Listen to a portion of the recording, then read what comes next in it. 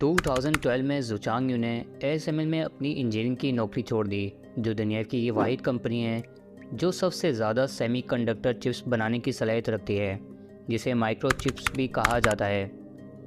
ASML छोड़ने के बाद इसने दो नई कंपनियां कायम की, एक अमेरिका में और एक चीन में। बाद में US और ASML के वकला ने इल्ज़ाम लगाया कि ज़ुचांग यू ने अपनी अमेरिकी कंपनी में ASML के साबिक इंजीनियर्स को भर्ती किया, जो अपने साथ ASML की मशीन के बारे में चोरी शुदा मालूमात लेकर आए थे। ये सब मुबैना तौर पर चीनी हुकूमत की हिमायत याफ्ता हैं। ये कहानी दुनिया की सबसे अहम सनअतों में से एक है। सेमीकंडक्टर्स में इनकलाब लाने के लिए चीन के बड़े पैमाने पर दबाव का सिर्फ एक छोटा सा हिस्सा है। ताहम इस कोशिश के नतीजे में चीन और अमेरिका के दरमियान बढ़ते हुए तनाज़े की सूरत में निकला है। ये सिर्फ मार्केट शेयर या टैरिफ के बारे में नहीं है, ये कौमी सलामती के बारे में है।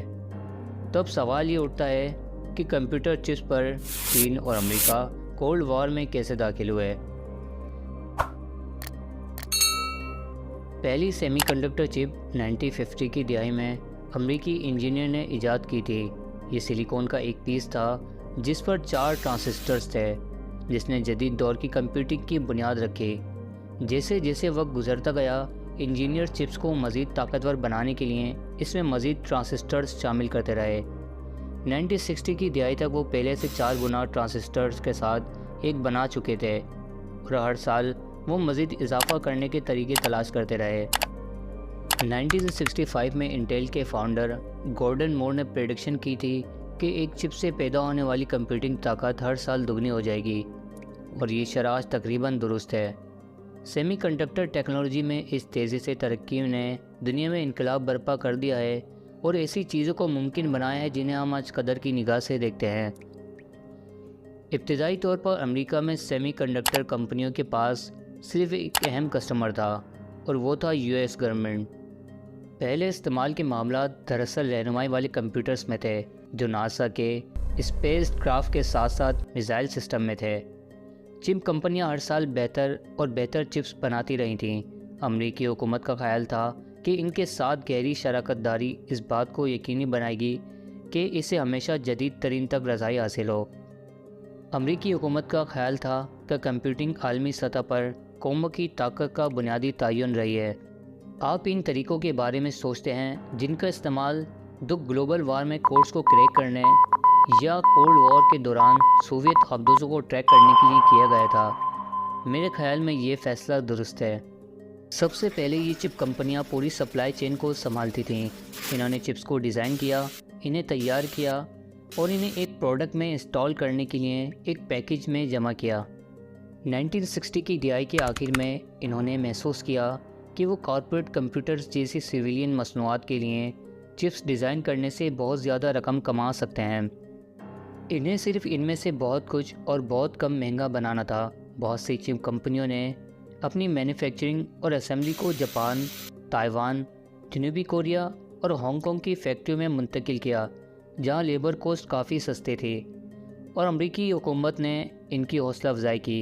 ये तमाम ममालिक अमेरिका के इत्तेहादी शराकत दार थे, और ये इनकी मईशतों को सहारा देने और ताल्लुकात को गहरा करने का एक तरीका था।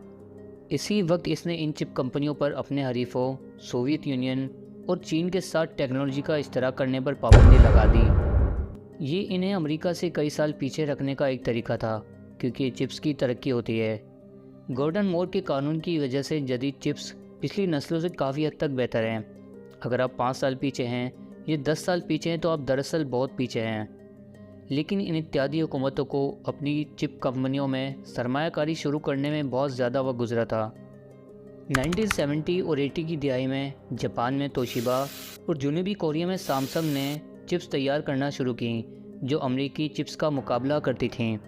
1990 की दिहाई में ताइवान की एक कंपनी TSMC ने चिप्स बनाने में इतनी महारत हासिल की कि अमेरिका में बहुत सी चिप्स कंपनियों ने इन चिप्स की मैन्युफैक्चरिंग छोड़ दी। इसका मतलब ये था कि अमेरिकी कंपनियां सिर्फ वही नहीं थीं जो जदीद तरीन चिप्स बना सकती थीं, और हर मुल्क की चिप इंडस्ट्री ज़्यादा पेचीदा चिप्स बनाने के लिए एक दरकार मवाद, सॉफ्टवेयर और आलात के लिए दूसरे ममालिक पर इन्हिसार करती जा रही थीं। लेकिन जब अमेरिका اور اس کے اتحادی چپ ٹیکنالوجی کی حدود کو آگے بڑھا رہے تھے، چین ان چپس کو بنانے میں پیچھے رہ گیا۔ امریکہ نے کولڈ وار کے دوران اسے چپس تک رسائی سے روکنے کے علاوہ 60 اور 70 کی دہائی کے دوران چین کے بہت سے ذہین سائنٹسٹ اور انجینئرز کو ماؤ زیڈونگ ڈکٹیٹر نے ملک سے نکال دیا۔ لیکن اگلی چند دہائیوں میں نئے چینی لیڈرز نے آگے بڑھنے کے لیے زور دیا۔ 1990 کی دہائی تک کولڈ وار ختم ہو چکی تھی۔ امریکہ چین کے ساتھ دوستانہ ہو گیا تھا اور اس نے اپنے بیشتر ایکسپورٹ کنٹرولز کو ختم کر دیا تھا، اور اس طرح چین نے بہت سی چپ کمپنیوں کو آمادہ کیا کہ وہ اپنے اسمبلی آپریشنز کو چین منتقل کریں۔ 2000 کی دہائی تک سپلائی چین کے اس سرے پر چین کا غلبہ تھا، لیکن چین اپنی اسمبلی انڈسٹری کو وسیع کرنے کے لیے زیادہ سے زیادہ چپس کو امپورٹ کر رہا تھا، اور اس نے انہیں مشکل حالات میں ڈال دیا۔ چینی حکومت نے ٹیک سپلائی چین کا مطالعہ کیا تھا، اور انہوں نے محسوس کیا کہ پورا چائنیز ٹیک ایکو سسٹم چین کے جیو پولیٹیکل مخالفوں اور امریکہ، جاپان سے، تائیوان سے امپورٹڈ سلیکون کی بنیاد پر انحصار کرتا ہے، اور چین کے رہنماؤں نے کافی سمجھ بوجھ سے یہ نتیجہ اخذ کیا کہ یہ ایک ایسا خطرہ تھا جسے وہ اٹھانا جاری رکھنے کو تیار نہیں تھے۔ چنانچہ چینی حکومت نے اپنی چپ ڈیزائن اور مینوفیکچرنگ کمپنیوں میں پیسہ ڈالا، جنہوں نے غیر چینی فرمز کے ساتھ تیزی سے شراکت داری کی۔ یہ سب ایک چپ سپلائی چین بنانے کی امیدوں پر ہے جو مکمل طور پر چین کے اندر سے نکل گئی ہے۔ جلد ہی چین چپس کے ساتھ کچھ پرانی نسلوں کو ڈیزائن، تیار اور جمع کر سکتا ہے، زیادہ تر اپنے طور پر، لیکن سب سے زیادہ جدید ترین چپس بنانے میں ابھی کئی سال باقی تھے۔ یہ ان چپس میں سے ایک ہے۔ اس پر لگ بھگ 114 بلین ٹرانزسٹرز ہیں۔ یاد رکھیں کہ 1960 میں چپس میں 4 کمپیوٹنگ کی صلاحیتیں مستقبل میں ماضی کی صلاحیتوں کی طرح ملٹری استعمال میں لگائی جائیں گی۔ مسئلہ یہ ہے کہ دنیا میں صرف چند کمپنیاں انہیں بنانے میں ملوث ہیں اور کوئی بھی چین میں موجود نہیں ہے۔ صرف 3 امریکی کمپنیاں جدید چپس ڈیزائن کرنے کے لیے درکار سافٹ ویئرز بناتی ہیں، پھر ان ڈیزائنوں کو اصلی چپس میں تبدیل کرنے کے لیے ایک مشین کی ضرورت ہوتی ہے جو صرف ایک کمپنی کی طرف سے بنائی جاتی ہے، اور وہ ہے ASML۔ لیکن اس مشین کے لیے ایسے آلات کی ضرورت ہوتی ہے جو صرف امریکہ میں بنایا گیا ہو۔ آخرکار صرف تائیوان اور جنوبی کوریا کی کمپنیاں ہی یہ سب ایک ساتھ رکھ سکتی ہیں اور جدید ترین پروسیسر چپس تیار کر سکتی ہیں۔ یہ کمپنیاں سپلائی چین میں چوک پوائنٹ ہیں، اور چین جدید چپس کے لیے ان پر مکمل انحصار کرتا ہے۔ 2019 میں امریکہ میں پولیس زوچانگ کو گرفتار کرنے کے لیے گئی، لیکن اسے تلاش نہیں کر سکی، یہاں تک کہ وہ بعد میں چین میں اپنی کمپنی کے CEO کے طور پر ظاہر ہوئے، جس نے کامیابی سے ASML جیسا سافٹ ویئر بنایا۔ چینی حکومت کی مدد کی بدولت ان کی کمپنی کامیابی کے ساتھ پھل پھول رہی تھی، اور اس کی کہانی چپ انڈسٹری میں IP چوری کے کئی واقعات میں سے ایک ہے۔ چینی حکومت بعض اوقات دوسرے ممالک کی مدد کرتی ہے، لیکن بعض اوقات وہ ان IP چوروں کے خیالات پر ان کی حمایت کرتی ہے۔ وہ ایسا کرتے ہیں کیونکہ چینی حکومت کو احساس ہے کہ ان کی اپنی کمپنیاں اتنی مضبوط نہیں ہیں جتنی دوسرے ممالک کی کمپنیاں۔ آخرکار اس غیر ملکی سپلائی چین پر انحصار کم کرنے کے لیے چین ASML جیسے چوک پوائنٹس کی نشاندہی کر رہا تھا اور ان کی کاپی کر رہا تھا، لیکن منصوبہ الٹا ہو گیا، اور اس نے واقعی امریکی حکومت دیگر حکومتوں کو غصہ دلایا ہے اور انہیں چین کی سبسڈیز کو محض ایک اقتصادی مسئلے کے بجائے زیادہ سیکیورٹی پر مذکور مسئلے کے طور پر لینے پر مجبور کیا ہے۔ یہ اسی وقت ہو رہا تھا جب امریکہ اور چین کے تعلقات کم خوشگوار تھے اور مسابقتی ہوتے جا رہے تھے۔ President Trump detailed the latest chapter of his trade war with China in a series of tweets Thursday. The president announced beginning September 1st, the U.S. will start putting, quote, a small additional tariff of 10% on the remaining $300 billion of goods and products coming from China into our country. Game on here, a trade war between the United States and China. A tremendous intellectual property theft situation going on. China's market distortions and the way they deal cannot be tolerated. If they don't want to trade with us anymore, that would be fine with me. 2018 میں Trump انتظامیہ نے چینی tech company ZTE کو parts فروخت کرنے پر پابندی لگا دی۔ پھر 2019 میں اس نے امریکی کمپنیوں پر چین کی سب سے بڑی ٹیک کمپنی ہواوے اور اس سے وابستہ اداروں کے ساتھ کاروبار کرنے پر پابندی لگا دی۔ ان پابندیوں نے ZTE کو تقریباً دیوالیہ کر دیا اور ہواوے کو ایک اہم دھچکا پہنچا۔ 2022 میں اگلے پرائم منسٹر جو بائیڈن نے چین کی چپ انڈسٹری کو زیادہ وسیع پیمانے پر نشانہ بنایا۔ سب سے پہلے اس نے تمام امریکی کمپنیوں پر چین کو جدید چپس فروخت کرنے پر پابندی لگا دی، لیکن اس نے چینی ڈیزائن کمپنیوں کو امریکی ساختہ ڈیزائن سافٹ ویئر اور امریکی ساختہ ساز و سامان استعمال کرنے سے بھی روک دیا۔ اس کے علاوہ اس نے امریکی سیمی کنڈکٹر ٹیکنالوجی استعمال کرنے والی عالمی کمپنیوں پر بھی چین کو جدید چپس فروخت کرنے پر پابندی لگا دی۔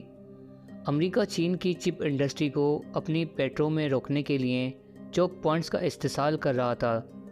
یہ ایکسپورٹ کنٹرول اس نقطۂ نظر سے بالکل واضح تبدیلی کی نمائندگی کرتے ہیں کہ بالآخر چین کے ساتھ تجارت اور ٹیکس کے تبادلے پر بنیادی طور پر تکنیکی مسابقت کے سفر سے زیادہ سورج کے نقطۂ نظر کے لیے مثبت ہے۔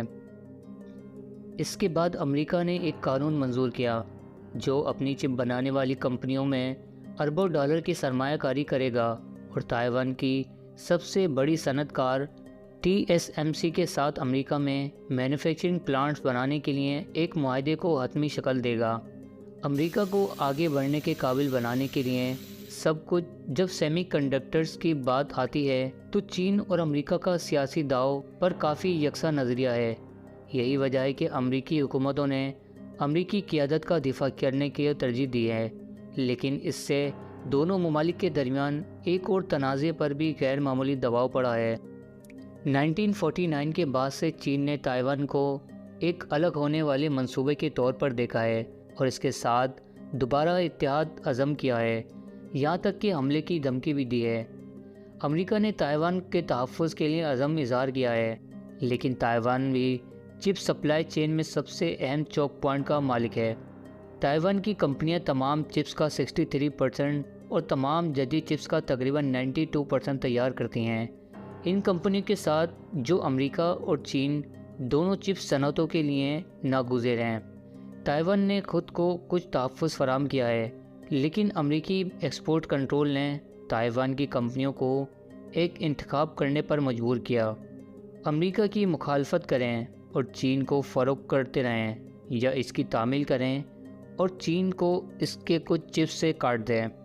اب تک انہوں نے اشارہ دیا ہے کہ وہ چین کو منقطع کریں گے، لیکن جیسا کہ چین اور امریکہ چپس بنانے پر جھگڑ رہے ہیں، اس طرح کے زیادہ سے زیادہ انتخاب دنیا بھر کے ممالک اور کمپنیوں پر مسلط کیے جائیں گے۔ ان سے ایسے فریقوں کا انتخاب کرنے کو کہ جو کہ ایک سرد جنگ کی طرح لگتا ہے۔